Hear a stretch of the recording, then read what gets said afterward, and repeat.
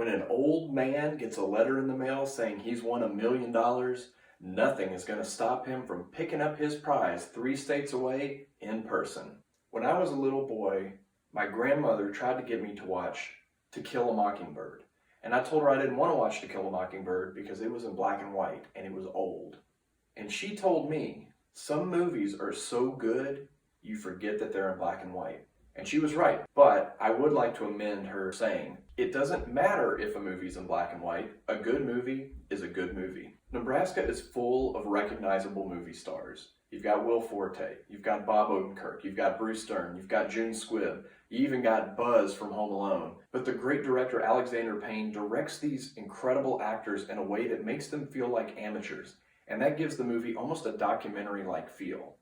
As we meet these characters, we feel as if they are real small-town folk with real small-town issues. And all of the characters are well thought out and they're full of personality, even if the way they deliver their lines seems dull and uninteresting.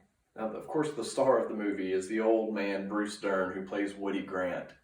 We're immediately drawn to him and we can sympathize with him, with his wild hair and his long blank stares. Now, Woody Grant makes you laugh a lot throughout the course of this movie, and sometimes he does it without even saying a single word. Now, Woody's wife is a firecracker. She speaks her mind, she embarrasses the heck out of her kids, and she puts her husband in his place pretty much throughout the entire movie. Now, can you think of another movie where an old woman flashes a tombstone? Happens in Nebraska.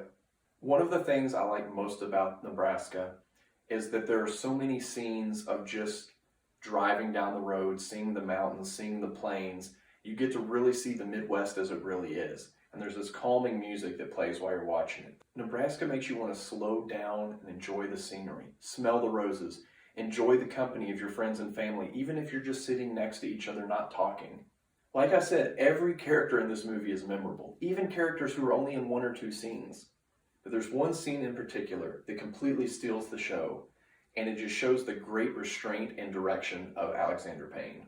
So there's this group of 8 men sitting around a television, all just staring at the TV, not really talking. Every 10 or 15 seconds, somebody will ask a question about an old Buick.